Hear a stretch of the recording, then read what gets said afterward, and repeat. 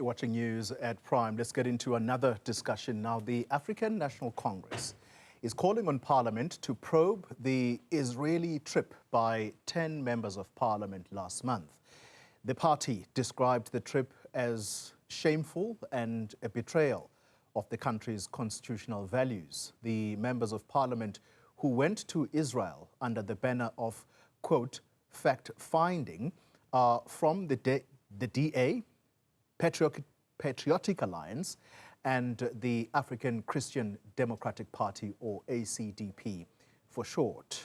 Now, to react to this, we're joined in studio by the ANC's chairperson of International Relations Committee in Parliament, Supra Mahumapelo. Mr. Mahumapelo, good evening to you, and thank you very much for your time. Good evening, Koli, and to the viewers at home. It's good to have you here. Thank you. This trip happened last month. Why now?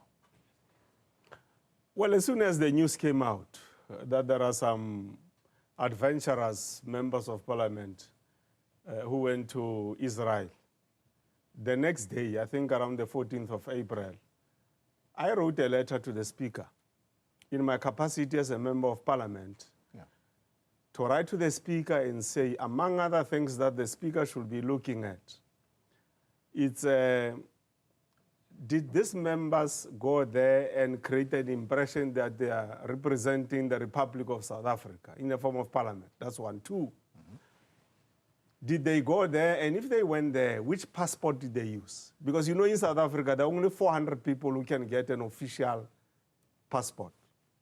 Those are honorable members in Parliament. And when you're in the executive, the president and the executive, you get a diplomatic passport. Yes. And then members of Parliament get an official passport. So we said, look at which passport did they use. Thirdly, did they, in their discussion when they went there, include matters pertaining to how Parliament dealt with the matter of Palestine and Israel? And if so, what did they say about that matter when they were in Israel? 4, who paid for their trip? 5, when they went through OR Tambo or any international airport and wherever they were they processed through diplomatic channels? Because you can only be processed through diplomatic channels if you went there to represent Parliament. So the Speaker did assure me, I think there are other members of Parliament who also wrote that we will get the response. This was on the 14th, when you wrote to the Speaker, 14th of April. We're now sitting on the 14th of May. The Speaker hasn't come back to you? No, the Speaker did write back to say the matter is receiving her consideration. So we're not in a hurry. The reason I'm pressing you on this is that these members had already made it clear that they went in their individual capacities. They were not sent there by their political parties. So what does it matter that they went there if they say they went in their personal capacities? Well, the investigation will reveal that. You know, these members who went to Israel, one of the things they say is that they did not see genocide, neither did they see or feel apartheid in Israel. Now, the leader of that delegation that went there is Emma Powell.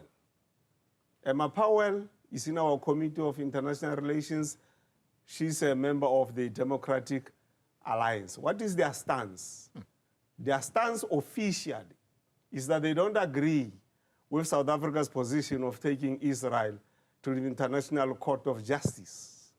They don't agree with the posture taken by South Africa, particularly the ANC, in as far as the relationship between Israel and Palestine is concerned, particularly characterization of what is going on in that area as a genocide. So they don't agree. Now, they are not different from the 49 Afrikaner voortrekkers who went to the US. So it's a bigger, well-coordinated agenda to try and besmirch the image of South Africa globally. But you are cherry-picking, I will put it to you. You're cherry-picking and you're picking on the DA. I don't speak for them, by the way, but You have a Patriotic Alliance member who also was part of this trip. You have a Patriotic Alliance leader who is a minister in the government of national unity, who is openly pro-Israel and says there's nothing wrong with supporting Israel to defend itself. So why pick on Emma Powell, who is from the DA, and that very convenient link to the 49 Afrikaners? We'll talk about them in a moment because you're here, but let's answer this question. I didn't say the rest are excluded, Cody. I simply said the leader of the flock. These are birds of the same feathers, right? When it comes to the matter of Palestine and Israel, they don't care about the genocide that is taking, the maiming of children, of women. I mean, since March this year, people in Palestine have not received medication, no food, deliberately, right? That's the extension and intensification of genocide led by Netanyahu and Israel. Now, they went there and they simply say, we didn't feel apartheid. Where is the humanity? Now, South Africa, we are known as a country that pushes reconciliation. Yeah. That's why we are saying there that Israel and Palestine, there must be side by side, them living in peace as two-state solution. That's what we are saying. But we cannot allow a situation where, with impunity, people are going to go there and present a different picture and perspective about South Africa. If they go in their individual capacity, the investigation will reveal that. So let's wait for that investigation. All right, let's quickly then understand the charge, because this is an investigation, and I suppose you want for there to be some kind of corrective action that is taken, because these are members of parliament. I think that is of paramount importance. The Parliament of South Africa voted that the embassy of Israel be closed in South Africa. These are members of parliament who've now gone to that country. You are telling us that some of their words coming back from that trip is that there's no genocide and they did not feel apartheid. So what is it that you will be asking the speaker to say or do? No, we are not asking the speaker on the resolution we have taken. That resolution is taken. Anyone who wants to review it will have to table the motion afresh in Parliament. It's there. It's not going to change unless they can get the majority to change it. It's with the president and the executive, because it's not Parliament that can implement the decision. The resolution is taken by Parliament. Parliament does oversight on the executive. It is the executive that must implement the resolution. So at the right time, we'll be asking the executive through the Minister of International Relations on why does it seem there's no progress on that particular matter. Now, in as far as their conduct is concerned, I'm concerned that possibly there's a risk that they may have put the name of Parliament into disrepute. Because if you're a member of Parliament and you go elsewhere, firstly, the office of the Speaker has to know that you are going elsewhere in the world. And if you're going to use the official passport, there's all the administrative things that you have to follow. We must inform DERCO that members of Parliament are going somewhere. So the Pope can be dance as far as this matter is concerned, and we are not in a hurry. The Speaker is dealing with the matter. We've got confidence in her capacity to deal with this particular matter. I know that there's one member also who yesterday called me and heard that I have written to the Speaker, and I said, yes, it's Advocate Shamim of Al-Jama. I said, oh, I've written to the Speaker on the same thing. So we're not going to leave them. Yeah. Let's talk about the 49 Afrikaners, because you've brought that up in the conversation. What is the posture of at least the ANC caucus in Parliament about this? You are the chairperson of the Portfolio Committee on International Relations. What kind of image do you think this sends out about our country, that South Africans go to another country under the guise that they are being persecuted? There's a a genocide against them, and that's why, therefore, they're going there as refugees? On this matter, I will speak as ANC and not as portfolio committee chairperson. You know, these 49 Afrikaner voortrekkers who have gone to the US, firstly, it's our view that we shouldn't blame the US on this particular matter, because the US forced no one to leave this country to go to the US. Nobody. The people at the center, clearly, of this quagmire is AfriForum and Solidarity. AfriForum and Solidarity, and tomorrow we are writing another letter to the Speaker, because we want Parliament to get a legal opinion on the possibility of charging these Afrikaners who are under the umbrella, not those who went, AfriForum and Solidarity, because it is treasonous to go and besmirch your country with an objective of making sure that the sovereignty of your country is disrespected, is undermined. So we'll write to the Speaker, but as the ANC, in as far as our relations are concerned with the United States of America, we'll continue to use official diplomatic channels to talk to the US administration.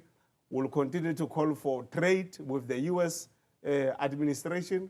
We'll call for diplomatic ties to be strengthened with the US administration. President Ramaphosa is going there in a week or so. What should be done with the US, and the position is that we must tell the truth.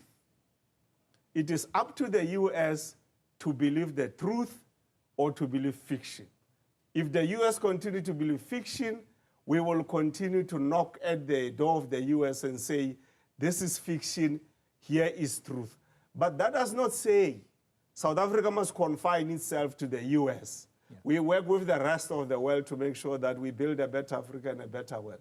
All right, finally, you say you're writing to the Speaker with a view that AfriForum and Solidarity be charged. They are the instigators. But you use the word treasonous. So yes. What is it that you are asking for? Let's put it in plain English. But add to that, should the group of 49 that have left and those that may possibly be also on their way, should they be allowed back into the country? Well, people have got rights to leave South Africa and come back as long as they follow the procedures of going and coming back. That's why I'm saying some of us are not very concerned about the 49 voortrekkers.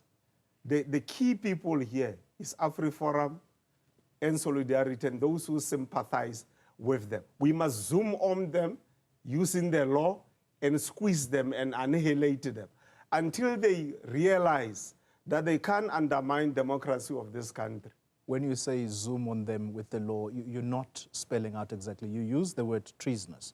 I'm asking a simple question. Are you saying AfriForum and Solidarity should be charged with treason? If so, on what basis? Yes, we must explore the possibility of charging them with treason. That's why we are saying let's get a legal opinion on this particular matter. And the basis is very simple. You can't go and besmirch the image of a country with an intention of destabilizing the country. It undermines our sovereignty, it undermines our standing as a country, and we can't allow South Africans to do that. We are a democratic country. If they've got issues to raise, they can raise them anywhere. If they want to march, they were marching here in Pretoria with their old flags and so on, wanting 1652 to come back. We did not do anything to them. But if you stretch us further and you go to the US and say all the lies, that there's genocide, people are being killed, land is being taken illegally from Afrikaners, we all know that is a lie. I mean, it's not true. So we can't leave them unattended. The law has to attend to them. Supra Mahumapelo, thank you very much for your time. Chairperson of the International Relations Committee in Parliament, talking in his capacity, in part, during this interview, as a member of the African National Congress.